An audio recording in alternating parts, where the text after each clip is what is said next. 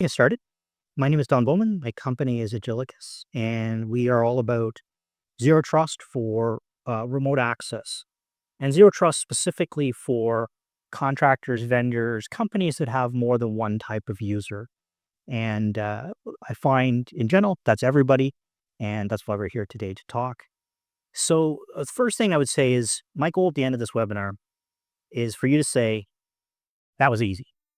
That was easy to have any user, internal or external, vendor, contractor, no password, single sign on, single resource, full audit, any device. All you have to do is type in their email address, regardless of the company they work for. It could be your MSP, it could be a contractor on a specific piece of equipment. Maybe they manage your PBX, maybe they manage the ice equipment in your arena, maybe they manage an HMI in your SCADA part of your water plant. And you just have to add them to a group that has permission set up, and boom, it meets your security objectives. There's nothing more you needed to do. You don't need to have any complicated enrollment. And then the second is my objective is for them to say that was freaking easy. Them being the person that you are supported by. And it could be somebody that works for your team. It could be somebody that's in a partnership. It could be a peer municipality. It could be anybody, but they're going to see it as a simple single sign on, just the same way they sign into their own email system. And this is super important. You think about one of our biggest strengths in how we protect against spear phishing and ransomware and all the badness is our team. And what our team looks for is consistency. If the sign-in experience to all the applications always looks the same, it's much harder to trick them. If every application is its own little basic auth this or logo that, or it's got a password, then it's easy for them to get confused when they get an email address with a link in it and they just click on it. So that's the objective today, is for you, the administrator, to say, wow, this is dead easy for me to add Jane at contractor 1 and Joe at MSP 2. And for Jane and Joe to say, wow, it's much easier. I much prefer to support that company than other ones because it was easy. So my longer agenda, past the little animated GIFs, is to talk about the critical infrastructure remote needs. When I say critical infrastructure here, we're not talking as much about pure productivity apps. We're talking about slightly more specialized applications. It works fine with productivity apps, remote desktop, web applications. But usually what we find is it's the digitally disenfranchised, the apps that go hide in a corner, that are the ones that people are struggling with. It's not email, Office 365 or Gmail. It's not timesheets. It's the thing that nobody wants to talk about. The back end of the permitting system or the ice rink, HVAC system or something like that. And there's different ways we can give remote access. We can do it, well, not being remote. Hey, get in your truck, drive over here. I'll meet you at the door, or to the heat. We can do it via VPN. We can do it via port forwarding. There's a bunch of different ways. I'll talk about some of those and explain what zero trust is and why it's a much better alternative. It's better because it's more secure. It's better because it's more economical. It's better because it's more performant. And most importantly, it's better because it's easier. It enables you to enable people to do their task more efficiently, which is a big, strong driver of human behavior. And with a lot of our customers, it enables them to do tasks that they previously were unable to do. So it's the blue sky space. So we talk about the different needs, and I like to think a lot about building management systems, HVAC. They're in every building. They're not going to move to the cloud tomorrow magically. They're owned by your facilities. There's cameras, there's access locks on the doors, there's temperature sensors, there's lighting, etc. And they're more complicated than the light switch in the average house.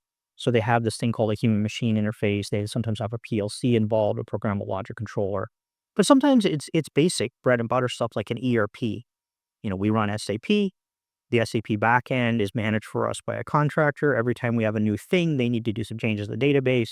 I'm reluctant to give them VPN access to my building because I don't have segmentation, but I don't really have a choice. And this is a choice. It allows you to say that person can get access to the staging database of SAP and nothing more. And it also allows you to get more constituents involved. So, yourselves on the call here, you've got a lot of different constituents that need a little bit of IT access to something. So there's a small number of people that need access to everything. There's a medium number of people that need access to quite a lot of stuff.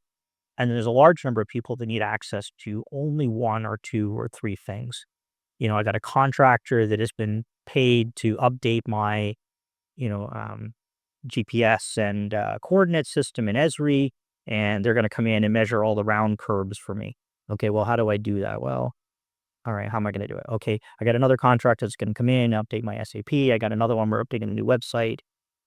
There's a lot of these constituents. They could be system integrators, they could be manufacturers, they could be contractors, they could be joint ventures, they could be other municipalities up and downstream, it could be staff, it could be regulatory, it could be elected individuals like your council, and they need something, but not everything. And they have different scope, risk, and controls. And really, what we're talking about here is how to make that easy for them and easy for you and compliant. Compliant means cheaper insurance, means better security, means sleeping better at night, means less worry about the blast radius when somebody does something stupid. Oh my God, they left their laptop on the bus. Well, I'm not as worried because at least I know I've got an audit trail and I can see they didn't do anything, or well, they only got access to this thing. So, the long-standing solution to this problem, other than driving there and being there, has been the VPN. We started the VPNs became sort of on the scene in 1999. People started to have dial-up internet at home, and companies that allowed remote access switched from having their own modem banks in the office to allowing you to get in via AOL or whatever it was at the time. And the VPN is really a long Ethernet cable, and it's designed around that concept. It's designed to make that network and this network be conjoined. And conjoined is not so good. It's got some downsides. They leave their own network and join yours, which means they sometimes can't print. And their video conferencing goes through your network and comes back to them. But also when somebody plugs something bad into their device, it's on your network. So it's really a good solution for people that have a broad access. So really you're talking about your system administrator, your IT here. I need it. I have a legitimate need for access to everything. The VPN isn't terrible at this, but it's really an all or nothing on off. It's a light switch. You have everything, you have nothing. And I sometimes even the example, imagine three companies and you show up at company one, I need to talk to so-and-so. Go on back, you'll find them, but try to stay out of the secured areas. Thanks. That's the VPN. Company two, um, there's a room back there. I'm going to watch this room. Please don't walk out of the room. Just stay in there, please. That's more like your demilitarized zone. And the third company is like, here, I'm going to put you in this room off reception, and the other person's going to come in to see you, and you're only going to see that person. And that's zero trust. None is particularly harder for the end user, but one of them has a lot more security baked into it. The VPN is that try not to go anywhere you shouldn't. And it was really conceived around this idea of the singular company. I work for company A, and I'm currently at home, and I'm dialing into company A. It really didn't understand the idea of I support these 10 companies. With the VPN today, that's one of the risks or problems. People supporting you can't install your VPN because they support 50 other people, and the laptop only allows one VPN to be installed. So the good part is it just works. It's like being there. There's no additional steps once it's up. I can leave it running forever. The transport is encrypted, so I don't have to worry about what's going on top of it. I trust this vendor. They got big games. Now, I don't know if you guys noticed, Fortinet just got hacked again today. 0 day. That's like 3 or 4 this year, and we're January still. So some of these people, I'm not saying they got bad products, but there's a lot of focus on finding flaws in them, if you catch my drift. And no one ever got fired for deploying a VPN. It's probably no longer true. A few years ago in the United States, there was an attack on the Colonial Pipeline. Gasoline supply, basically from Houston to New Jersey, was taken down. And it was a VPN that was inappropriately used by a third party, and something walked into the network. The bad part is you get into this who owns what. Well, you're saying I need to install this software that you've selected, but I don't work for you, and that's not. I'm using my laptop, not yours. How does this work? Who's licensing it? Etc. You want to roll it out with your RMM, but I'm not a member of your domain. People say my video call break up when the VPN is up. So I've done a video on this explaining why, but it's related to split horizon routing. You got a choice when you do a VPN. Either you VPN up and everything is attracted into the organization, which is much better for security, or you have a split horizon where it's allowed access to both local things and the company, in which case you end up with two problems. One is it's less secure, and the second is sometimes they can't access something in the company because there's an overlapping IP range locally and it breaks. So that's where they get into I can't print at home. But people often say, I want to use a device that you don't have a VPN client for. Look, I use a tablet. I drive around a lot. I don't like the weight. I like the good battery life. Thanks, make it work. And you're like, well, we use this blah, blah, blah, and it doesn't run on the tablet. And they're like, not my problem. Overlapping subnets is a big problem. I'm an MSP and I support 10 customers and they all have very similar subnetting and I have very similar subnetting in my building. And sometimes I need to change the IP address on my laptop in order to connect. This leads rise to another problem, which is sharing the account. When I hear the word the XYZ company account. Let's yeah, Siemens supports me. They use the Siemens account for the VPN. I'm like, the Siemens account, there's 300,000 people work for Siemens. One of them was probably fired while we were talking for bad behavior. They have access to your password. Are you going to change it? No, it's the Siemens account. This is a bad thing. It also means you can't have multi-factor because you can't and shouldn't share multi-factor. We solve all that. So the ugly part about the VPN is you're basically conjoining your risk. You're multiplying their risk and your risk. You've got all your stuff, you got all their stuff, but two together, the lowest common denominator, the weakest point is going to break it. They get ransomware, you got ransomware. You get ransomware, they get ransomware. And there's been a lot of emergency directives last year and this year on specific VPNs, get it out of service immediately. That's the picture in the lower right of the gas pipeline attack on the Colonial Pipeline. But, the last time all those pumps ran dry was when I was a little kid in the early 70s. And there were all the signs of people holding on cardboard, no gas today, driving these giant 70s land yachts and like giant hair and mutton chops and so on. But, it hasn't happened that frequently and people start to panic. And when they start to panic, they buy a lot of toilet paper, apparently, when COVID happened. The VPN doesn't really it can access everything, but it doesn't have fine-grained audit. You can say user Don was connected to the VPN for the last week, but something bad happened 2 minutes ago, and I can't really say where it came from. And it doesn't really have the concept of users per se. Once you've got an IP address on the network, you are that IP, but IPs can be spoofed, etc. The good news is, according to Douglas Adams, you don't need to panic. So if you think about what Nirvana would look like, an ideal scenario, for task-based workers, they would just say, look, yeah, the resource I need gets at my fingertips from wherever I am, from the device I'm on, with my existing single sign-on credentials. Why do I harp on the single sign-on credentials? Go back to my Siemens example. That person that got fired from Siemens, they got immediately removed from their identity system. So they can't sign into anything anymore. And that's going to include you. And what I'm going to be proposing is, Dawn at contractor.com is you are trusting Microsoft or Google to identify that person. You're trusting that company that person works for them, but then you're assigning what they're allowed to do. So that's the split of, you're allowing them to identify themselves, but you are controlling what. So they own what's called the who problem, you own the what problem. This is the any user, any application, any device, any network. So zero trust. A lot has been written on zero trust. There are big documents on this. There's a lot of vendors talking a lot of things. It's actually a relatively simple concept underneath it. You need each of these three pillars. The first thing you need is identity is who. Who needs to be a specific singular individual, not a company, not Siemens. It's not a device or the tablet that's in the service center. It's a singular person. If you can identify an individual, then you have the who problem solved. The second problem, and you do that by authentication, sign it. The second is called the what problem. What are you allowed to do? So if you can assign what on a per person and per resource basis, then you have zero trust. And the last part is how. How do you get there? So who, what, and how are the three key problems to solve. Who are you? We propose to use single sign-on versus existing identity providers, Google and Microsoft, but also Apple and LinkedIn and Okta and others. The what problem, we propose that you as the administrator control what those individuals can do. And the how problem, we make this really simple. It works with existing firewalls. There's no inbound ports. You can close all the inbound ports. It won't even show up on a port scan. We make a single outbound connection with WebSocket, TLS. It's fully encrypted, and the traffic is routed back down. The firewall runs inside your site, but it's managed, and that together makes zero trust. From an end user view, it's kind of what I showed in those opening slides. It's all web-based, so they open their tablet, their phone, or whatever. Now, I know not all applications work web-based, so going back to SAP, it's got a great web portal, but there's a fat client involved.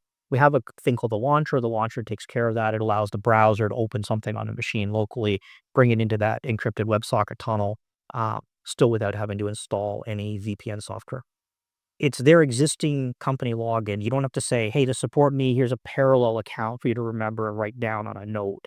So it's not contractor dash name at my company, it's name at their company is the identity. And then you own the authorization. You can enforce multi-factor on that. You can enforce GeoIP restrictions. They're in a certain country. You can, etc. But you can control. Dawn has read-only access to this HMI via VNC. I can't do any writing. Dawn doesn't have access to the thing at all. No matter what happens, even if I hand my laptop to some third party, they can't get to the other thing. That's that blast radius idea. This is really ideal for narrow task-based workers. My task is these 5 applications. My task is this. And it could be anything. There's no layer 3 routes, so don't have to worry about overlapping IPs or VPNs breaking or things of that nature. And this is sort of walking through that sign-in experience they see. One is Google and one is Microsoft. The Microsoft one's going to look, if you're a Microsoft shop, it's going to be exactly the same, like look and feel, because it's actually Microsoft's HTML. It'll be their URL, their sign-in, whatever you set for your theme and interface. That sort of black and white picture that was our office in 1900. And the one at the bottom right is showing the one with Google. Both are showing multi-factor. Multi-factor, you can enforce it any way you want. We propose passkeys, which are really super secure. They use the biometrics and the device hardware. But you can use a YubiKey or the USB key. You can use a code, and it just works. So user doesn't get enraged by having to type in a code every time, but you get the security you need. And it works even in like air-gapped environments. So because of that simple way of traversing it. So why does this reduce risk? We're talking about vendor access management here. And really, we're talking about how to make it so that we're economically, conveniently, and securely supported by the people that have the domain knowledge without blowing up one of our worlds. So the first is that the shared accounts are gone. Their HR churn is not my risk. So somebody got fired, they get taken out of their identity system. Even if I don't do anything with the authorization, they can no longer authenticate. So I control what they're allowed to do. They control who they are. Both of us can take them out of the system, but both of us have to agree they're there for it to work. So their HR risk, they manage that. Overbroad access is gone. There's no more, okay, you have VPN access to that building. Please don't run Nmap and blow off my world. Or, in a manufacturing environment, this is something that can be dangerous. You've got 5 production lines and somebody's going to be upgrading production line 1. So you put in a safety pin on it. But they accidentally type in the address of line 2 and, alarm swings around, hurt somebody. You don't want that. We have a perfect audit trail. So because you've got that who, what, how, you've got who down to a person. I know where, who, when, what you signed in as, and what you accessed on a per access basis. They can see every file you read from the share, every file you wrote on the share, as opposed to, well, you signed into a VPN sometime in the past week. It might have been you. That's a big difference. When something bad happens and you've got an audit trail, you're going to go through it forensically. Multi-factor authentication, this is a tough problem when you have a multi-company environment. Your corporate policy says everything needs multi-factor to access the payroll system. And then you've got an MSP that, you're not 100% sure that they're doing that. You can enforce it. You can force it on in our system. And no shared software to be installed. It's a lot simpler. They can run their tablet or, whatever other device they want, Chromebook. So the implementation needs, a lot of people are like, well, the zero trust stuff sounds pretty transformative. I think I'm going to get a project manager and we'll work out a Gantt chart and we'll do that over the course of the next 2 years. And then we'll start small, the pilot in this. I'm here to tell you, you can do it in the 19 minutes we've been on the call together. You could have had this up and running for your first few applications with the first external users already access. And the reason is it's because it's an identity-aware proxy. There's no reconfiguration needed of anything in your network. You don't have to reconfigure your firewall. You don't have to reconfigure your identity provider. You don't have to configure your partner's identity provider. And you don't have to reconfigure those applications that are in your network or your cloud. So whether it's your SAP or whatever, CityView or any of those applications, it's all done in this proxy. And the proxy maps external world to internal world. Everybody externally sees a public domain name, cityview.x.ca. And everybody, they connect to that. We have a thing called profile, which handles that automatically, gives them all the icons they can click on, but they sign into it as if they were signing into their email, Office 365 or Gmail. But that configuration and setup is a very simple web-based activity. There really isn't that Gantt chart of time. You get that unified authentication right away. Everybody has a way to sign in without having to create parallel users. You get precise authorization, DON, read-only access, this HMI, these hours only provided multi-factor, and you get a really seamless access experience. I see it as if everything was in my house or on the public internet, and I have to think about connecting to the network and then connecting to this thing. And so that's sort of my pitch. My call to arms is, recognize that there's the growing underserved. So things are getting smarter, more specialized, more online. So, if you think that you reached peak external users accessing things on my site, you haven't. Because the next time you buy a water fountain, it's going to be Wi-Fi enabled and it needs to be managed because reasons. Tell you about the washing machine I just bought at home, but for some reason it needs to have Wi-Fi. Security is getting more important. I don't have to sell this to you, the CBC and CNN are selling this to you. Lateral traversal is becoming more costly. Lateral traversal, that means I get into a weak thing in the network and I walk sideways into an important thing. And this is the reality of how you get hacked. The person with the least privilege in your organization that shows up the least number of days to work clicks on a link in an email, and then that gives an attacker access to their machine, and it walks sideways, and it walks sideways, and it walks sideways. And next thing you know, they own your network and you don't. And that's the whole point about zero trust is because there is no lateral traversal. You have access to one thing, which doesn't mean you can't get to the other one from it. Understand that the VPN is not an appropriate solution for everybody. So zero trust, browser-based, single sign-on is really what those task-based workers want. The IT folks often have a hard time with it. Well, it's perfect for me. It allows me to ping everything that I want when I'm at home. But that's not actually what the person that does dog licenses wants. That's not what they need. They need something that is simpler, narrower in scope, and fit for their job, fit for purpose. And understand that I see a lot of people talk about, we've enabled single sign-on for our team and we just have username and password for every external. It did it to improve the security of your organization, and now you're not reaping the benefits. Make it super simple. Single sign-on for everybody. Less chance of getting phished because it's easier to recognize the HTML and the graphics and all that stuff on the page. And you've got a better audit trail, and it's simpler for them. And if their HR fires them, they're removed from the system. And multi-factor for everyone. It's not just your team. It's everybody needs that. Everybody that works with your system deserves to have a simple, easy-to-use experience. And you deserve that everybody who works with your system is equally secure. It isn't just some are more secure than others. So that's kind of my short pitch today. I did a very simple demo there. My team would love to do a longer demo with you. We'll reach out to you afterwards with a recording of my simple words. Drew has posted in a case study here, which is a city in Texas, the city of Midland, and they're using us in their water plant, the water treatment plant.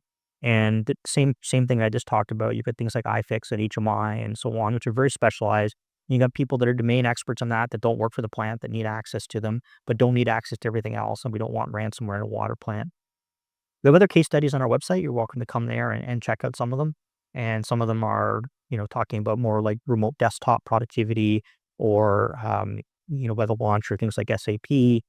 Some of them are talking about, backup solutions, how to get between sites or whatever. There's a lot of different ways you can use this technology, but the key is engage with us. So we're going to reach out to you, say, hey, how'd you like it? And I'd love if you took the call from my team, but feel free just to reach back into us, info@Agilicus, or there's a chat icon on our website. I will take questions if there are any. There rarely are.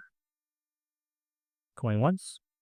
Okay, thank you very much, everybody. Again, my name is Don Bowman. My company is Agilicus, and we make zero trust easy and affordable and deployable so you can get going in a real hurry and get the value from the system. Thank you very much, and have a great day. Bye-bye.